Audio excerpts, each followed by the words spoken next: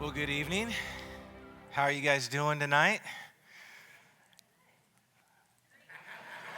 Didn't sound real promising. I'm doing great tonight. I'm doing great because this is our 34-year anniversary for Dana and I. 34 years. Yeah. Yeah, that's one heroic woman back there. So we'll go celebrate after the service. I think Arby's is open.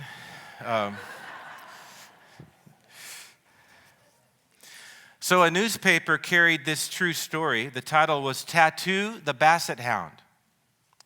Quote, Tattoo did not intend to go for an evening run, but when his owner accidentally shut the car door on the end of the leash and took off with the rest of the leash and two outside of the car, Tattoo had no choice but to run. A motorcycle officer named Terry Filbert noticed a passing vehicle with what looked like a squirrel chasing it as fast as his little legs could go. As Filbert caught up with the vehicle, he realized the squirrel was a basset hound on a leash. Says Filbert, he was picking him up and putting him down as fast as he could. Filbert put on his lights and stopped the car, and Tattoo was rescued, but not before he was clocked at over 20 miles an hour. And the owner says, it's amazing, Tattoo is fine, but he hasn't bothered me to take him on his evening walk for a long, long time. Do you ever feel like Tattoo the Basset Hound?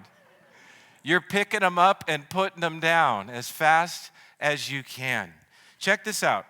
Studies show that Americans now sleep 2.5 fewer hours per night than 100 years ago, people 100 years ago. Man, no wonder we're so tired. You know, there's actually a diagnosed condition called hurry sickness, where you just sort of speed up activities, everyday activities, driving faster, running errands faster, reading faster, talking faster, eating faster, even listening faster, where you're trying to get someone to speed it up as they're talking to you. Speed it up, man, get it out. Multitasking, we're pros at that. Piling more stuff on to our already crammed lives. Anybody I ask today, almost everybody, how you doing? Answer, busy. Busy, right? Talk to single moms, how you doing? Busy. Talk to business owners, busy. Unemployed, busy. Empty nest, busy, right? College students, super busy. Men, busy. Women, busy. Kids, busy.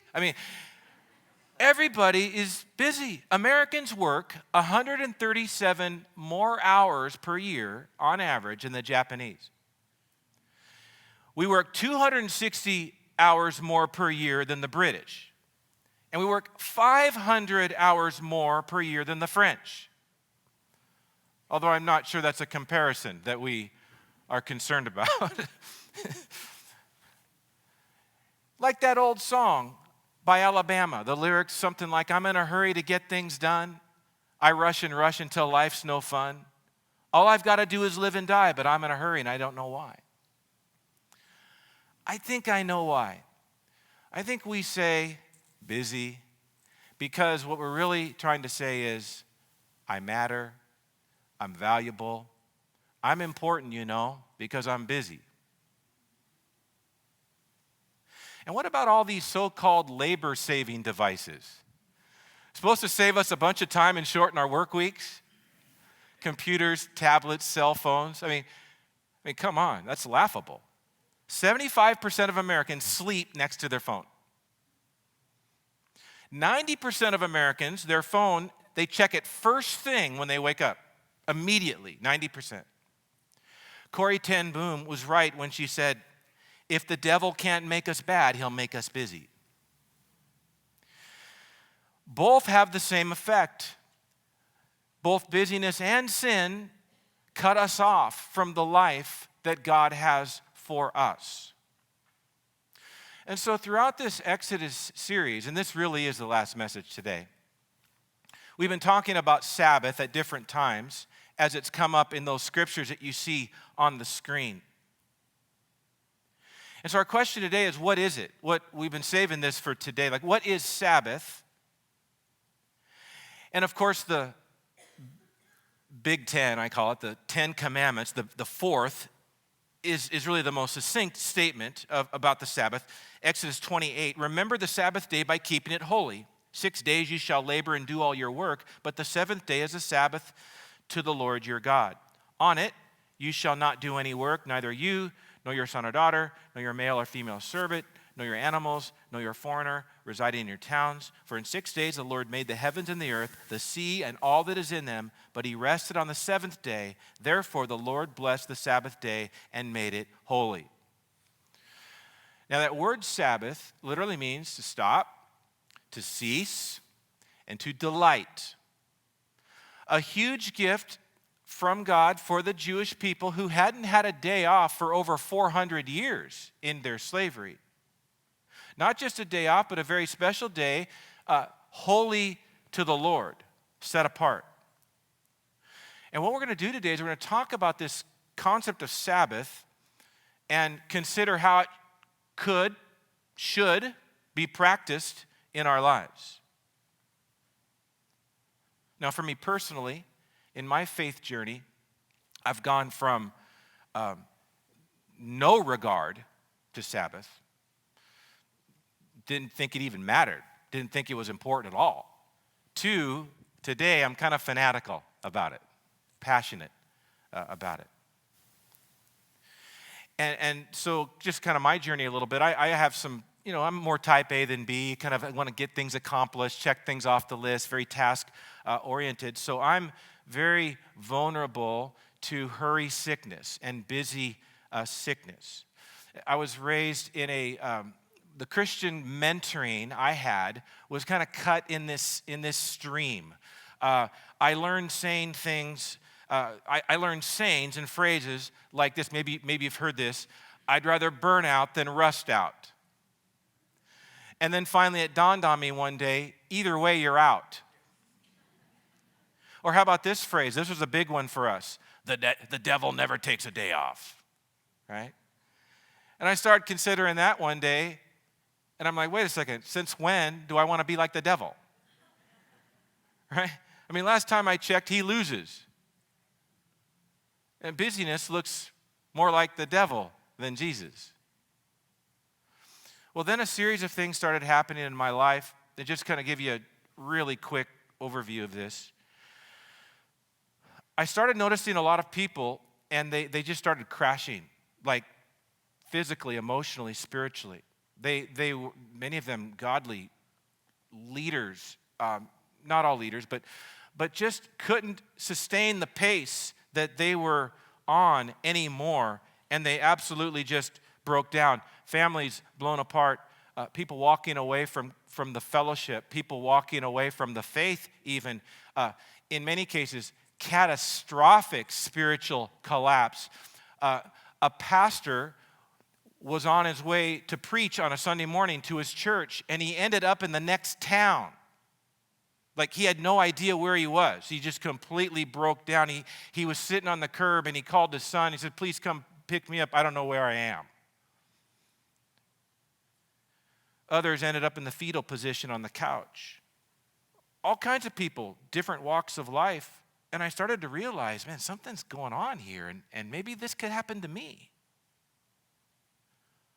Another thing that I started realizing is God started bringing people into my life that had a Sabbath conviction, and that intrigued me. I remember the first one of the first that I can remember, early 90s. I was a youth pastor here, and there was a foreign exchange student. I don't even remember his name or the family that he moved in with, but he was from Albania. Well, Albania had just opened up to the gospel. It, of course, was an Eastern European country in the Soviet bloc, and when it opened up to the gospel, missionaries poured in, and this young man was led to the Lord by some Seventh-day Adventists. And so, of course, he had a strong Sabbath conviction. So we started talking about this, and I'm thinking to myself, well, I'm going to have to change his theology a little bit, And as he's talking, and I started, tell me about Sabbath. Tell me, what do you do? And he was very fresh in his faith, very new in the Lord, and so excited. And so he started talking about Sabbath. And I go from like trying to correct his theology to, I'm jealous of what he has. There's a high school kid from Albania telling me about his Sabbath, and I'm like, I want to get me some of that. And other people God started bringing into my life who had a Sabbath conviction. I started to learn about what they do and how God uses that in their lives. Found myself wanting to understand it more. Read the scriptures more on it. Did some reading of books. Really, really good book, Emotionally Healthy Church by Pete Scazzero. And he's a man who crashed. He was a pastor. His life pretty much fell apart. His wife said, I don't want to be a part of your church, and I'm looking for a new pastor. Like whenever you're a pastor and your wife says that, that's never good. And so by God's grace, he built his soul to the place where it never was before. In chapter 8 of that book, he talks about Sabbath, and he uses an illustration from like the blizzards in the Midwest, and a lot of you know about this, that farmers will, as the storm is approaching, they'll take a rope and they'll tie from the back of their house to the barn. Because people have actually died trying to get from the barn to the house in a blizzard, like feet from their back porch, because they just couldn't see. And in this illustration, he was saying that our life is filled with blizzards, okay, not Dairy Queen, but like storms and pressures and deadlines and expectations and all the problems that we can have, all those kinds of storms. And what we need to be anchored to home. And of course, he defines home as a healthy walk with God and in every way, physically, spiritually, emotionally. And so we need to be anchored to home. And he says, I want to suggest in this illustration that the rope is Sabbath. And not necessarily the legalistic day, but the kinds of things that are at the heart and what are the purpose of the Sabbath. And so that really hooked me. And so from that point on, I've tried to make some important changes in my life in this area. And I shared these things a couple weeks ago, and I'm going to share a few more today. Now, you might be here questioning this, and you should. Wait a minute. Are we supposed to abide by the Sabbath today? Like, isn't that part of the Old Testament, the Old Covenant, the old Mosaic law that we're not under anymore because we have been freed from that law? Do we have to observe the Sabbath today? Well, here's my answer and the big idea. Because of Jesus and New Testament teaching, we're no longer obligated to keep the Sabbath day, but we should be glad to obey the Sabbath principle. We should be so glad, giving each other high fives because of it. Colossians 2:16 really counters those religious groups that would have us believe that we have to set Sabbath day. This scripture speaks to that issue. Therefore, do not let anyone judge you by what you eat or drink, or with regard to religious festival, a new moon celebration, or a Sabbath day. These are a shadow of the things that were to come. The reality, however, is found in Christ. And so this is clearly teaching that we're not bound to one special day anymore, including a Sabbath. We are free from that because we now have a rest in Jesus. He is now our Sabbath rest. Hebrews 4 talks about that. However, in our everyday lives, we're wise to live the Sabbath principle. And I do think it's built on the creation account, where on the seventh day, what did God do? He rested. He delighted. He just stopped. I don't know exactly what that means when you're God, but that should get our attention. Jesus, he was our example too, the Son of God, and he rested quite a bit. There's like over a dozen verses I could put up, but here's two. Luke 5:15. Crowds of people came to hear him and to be healed of their sicknesses, but Jesus often withdrew to lonely places and prayed. Mark 6:31, then because so many people were coming and going that they did not even have a chance to eat, he said to them, come with me by yourselves to a quiet place and get some rest. So that pattern that Jesus had himself, that pattern with his friends, the disciples, let's get some rest. This is necessary. This is vital. Well, how do we do this? How do we Sabbath? This is what I want us to focus on here for the rest of our time. 4 things, and these all come from scriptural teachings on Sabbath. First is to relax, to stop, to take it easy, to rest. Again, that's what the word Sabbath means. Stop. You don't have to accomplish anything. There's that day we can say, enough. How many of us have learned that you can always do more? Like any job, anything around, there's always more that can be done. The Sabbath says, I'm resting, I'm stopping, enough is the idea. To power down, to unplug. That be the gadgets, the devices, and depending on how attached we are to them. That idea of let's decrease the noise and the distraction and the social media. And I don't know if you guys knew this. Did you know that on these devices there's this button here on the side? And if you hold it for about 5 seconds, it'll actually shut off.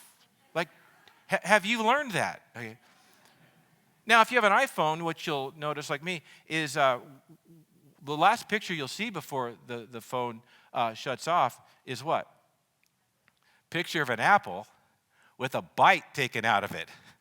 Okay, what does that remind you of? That wasn't a good moment, right? Garden of Eden. What's that telling us? Okay, that's telling us we've been eating from the wrong tree all week. Okay,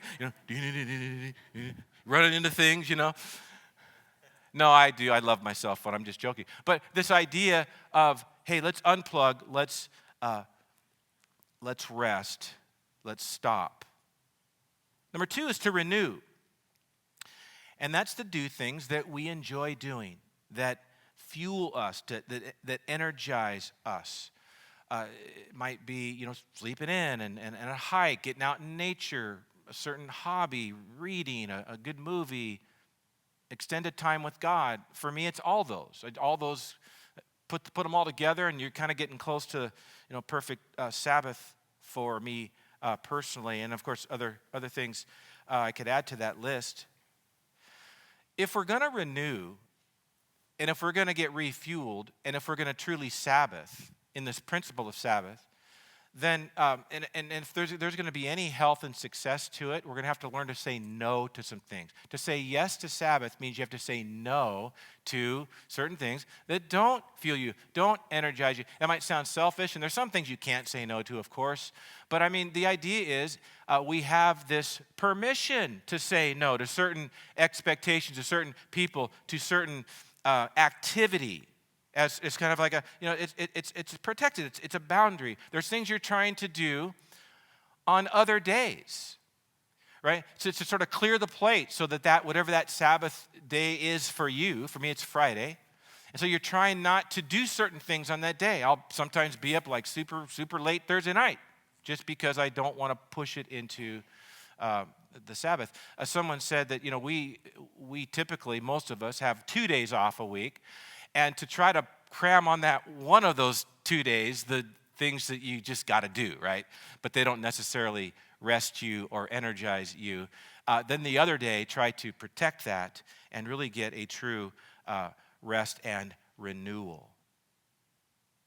A story is told of a group of wagon train travelers that came out from St. Louis to Oregon.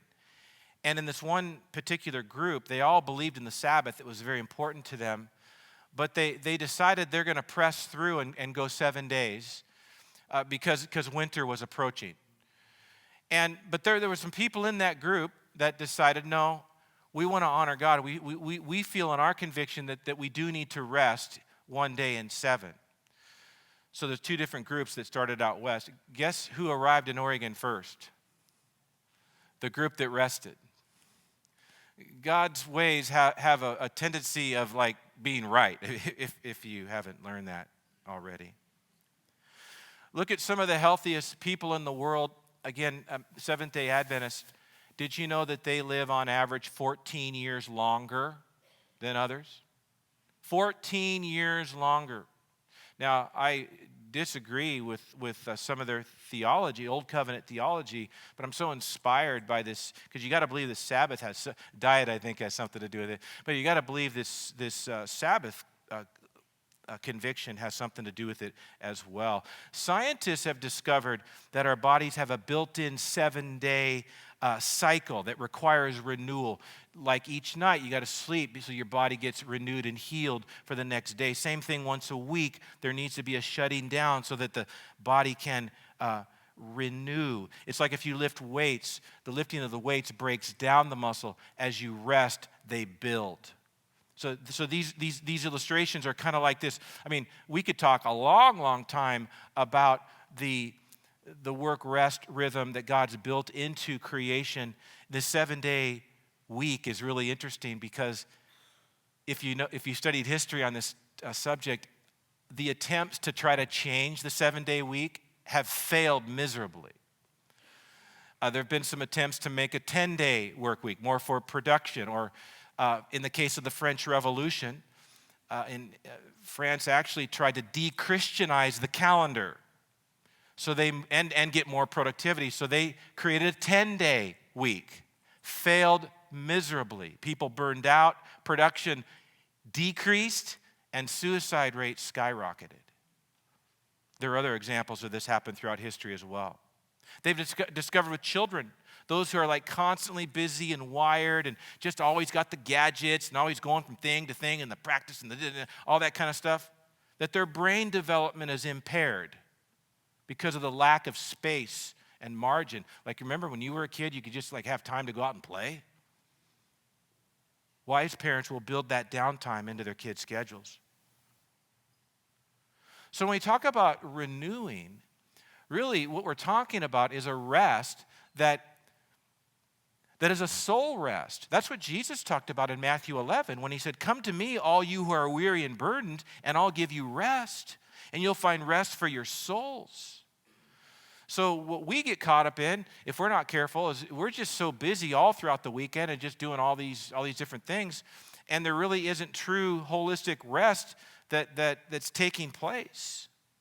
Or we're not helping our family with that, as we read in the fourth commandment, sons and daughters and those in your household, that we as, with our spouse and with our kids, we should try to be helping them Sabbath as well. Because in order to pull it off, sometimes there's really got to be a sharing, some teamwork, especially if you got young kids and stuff like that.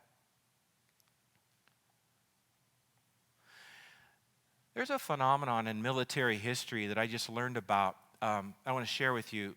When you look at the veterans that fought in World War II versus the ones who fought in Vietnam, and you compare their mental health and well-being, it's a very different story. Because when the World War II veterans came back, they were for the most part happy, positive. Abuse plummeted. There was a national happiness that was sky high. There was this thing called the baby boom. Okay, and we know where babies come from. Real positive time in the country. When you compare that to Vietnam, very different story. And all kinds of tragic social indicators and problems: PTSD, depression, substance abuse, domestic violence, suicide. And there's been a lot of study and conversation about the difference between those two groups of veterans. And I think there's a real well-known reason, but then there's a not so well-known reason. Of course, the well-known reason would be just the sentiment of the war. Nationally, and how tragically how the soldiers were treated when they got back. A big difference between the two wars. But one that I wasn't aware of that's also very, very significant. Why the difference in these two groups and what happened afterwards? Well, when the Vietnam soldiers came home, they got on a plane and they were in their homes in like 3 days for the most part. World War II soldiers got on ships, and sailed across oceans, Pacific or Atlantic. And it took weeks. So what did they do? They rested, they shared their stories, they cried, they kind of worked through what they experienced. And there was a sense of health. I think about that illustration, and it's just, I mean, we can talk a lot about that, but I think about it in terms of the metaphor that it is for us today, that there are many people that don't stop today, that don't really renew, that don't rest, and our souls are really shriveling as a result of it. So resting, renewing. Number 3 is rejoicing, to rejoice. The Sabbath is a special day of joy and delight. Like when I was younger, I thought, oh, what a bummer. I can't do anything. It's like, you like do's and don'ts. No, it's just, this is a celebration. This is where we put the Lord at the center of everything, and just have an awesome day before the Lord. In fact, if you haven't heard if you don't hear anything else, you don't take anything else away, take these 3 words on how I sum up Sabbath. Okay, I think the Scripture teaches this: play, pray, and party. Okay, or partay. We gotta rhyme. Play, pray, partay. Okay. Now, of course, party in the positive sense of the word, right? That there is joy, that there is celebration. We're celebrating God. We're celebrating life. We're celebrating the people that God's given to us in our lives. There's just a sense of rejoicing. That's what Sabbath is about. And finally, the 4th is to reflect. There's something special about stopping, and if we're doing this right, we'll put our mind in the right place. And first, of course, is contemplation of God. It's always all about God, and in the Lord we're renewed, right? Psalm 46:10, be still and know that I am God. That means stop. That means Sabbath, cease, and know that I am God. And by the way, that chapter, Psalm 46, is a very turbulent time of crisis and anxiety and trouble and chaos, kind of like our days today. But who are those that will stop and know that He is God? To wait on the Lord and have our strength renewed, as Isaiah talks about in chapter 40. Psalm 23, the Lord is my shepherd, I shall not want. He makes me lie down in green pastures, leads me beside the quiet waters. He restores my soul. He guides my paths in righteousness for His name's sake. Though I walk through the valley of the shadow of death, I will fear no evil, because He is with me. His rod and His staff comforts me. And the psalm goes on. It's just such a great truth. The Lord is our shepherd. We got to contemplate the Lord. And then the second thing is to evaluate ourselves. Because all of a sudden, when we slow down long enough to see things and learn things about ourselves, we can think about our lives, we can think about our relationships, we can think about where we're at with God. And there are many people, tragically, that don't want to stop and don't want to Sabbath. Sometimes I don't, because I have to deal with me.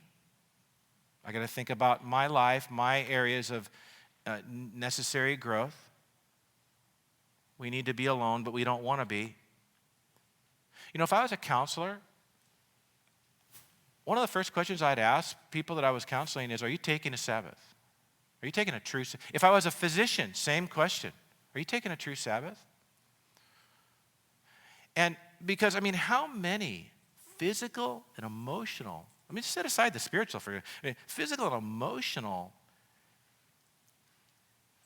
sickness can be, not all of it, of course, because we're in bodies that are fallen, but how much of it can be prevented and how much can actually be healed with a Sabbath principle? God knows we need to shut things down. That's the heart of this today, that we would seek God about a weekly Sabbath. Not in a legalistic way, and I know this means something different for each of you here probably. Well, there might be a few of you that it looks very similar. I would encourage you to go for one day and just protect it, guard it. The things that we just talked about here today are some version of it. You might have to start with a half day or a couple of half days. Again, figure it out before the Lord. You can get some help with it and take it. It's a gift. It's a gift, man. Like if your boss called you tonight and said, don't come to work tomorrow, don't come to work Monday. It's on me, full pay, don't come to work. You'd take it, right? He or she'd be offended if you showed up. It's like a snow day, right? I mean, a bad snow day where it's like everything you're going to do just stops. It's like, man, this is cool. That's sort of in a small way, that's kind of how I love my Sabbath. It is my favorite, and I love to work, okay, don't get me wrong. It is my favorite day of the week. And some days I don't get it right. It's just, I'm exhausted. Other times I just love these things that God says, Mark, do these things, enjoy these things, especially when he is at the center of these things. Because the scripture is pretty clear that Jesus is our Sabbath rest. Hebrews 4:9, there remains then a Sabbath rest for the people of God. For anyone who enters God's rest also rests from their works, just as God did from his. Let us therefore make every effort to enter that rest so that no one will perish. And so there is the ultimate rest right there. Forgiveness of sin. We don't have to work our way to heaven. No more performance to try to get God to love us more or accept us into heaven, because the work of Jesus on the cross is sufficient, and we are accepted by faith in what Jesus has done for us. Play, pray, party. Enjoy the Lord. I want to close with this. If you study Jewish history, one of the remarkable truths about the Jews throughout history is their commitment to Sabbath. In some of the most horrendous times, including the Holocaust, and how they tried, even in the camps, to have a Sabbath sensitivity and awareness. And I heard this amazing story this week that there was a letter discovered after the war, and it was written by a Nazi soldier who worked in the concentration camps. And this letter was a letter to his commander. And this is what he said, and I quote, "This is what we've learned, sir. If we can disrupt and disturb the Sabbath of the Jews, then they lose all their confidence and hope."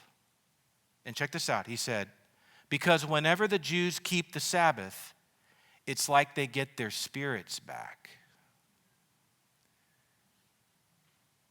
It's like they get their spirits back. Guys, have you learned in this culture? All the spirits of evil want to rob you of your spirit and shrivel our soul. God says, I have a great gift for you. It's me, it's myself, and it's Sabbath, a day to enjoy, to renew, to reflect, to just have a great day in your relationship with the Lord, and to hear the Father again saying, "Son, I love you. Daughter, I love you." Rest in that relationship with me. God,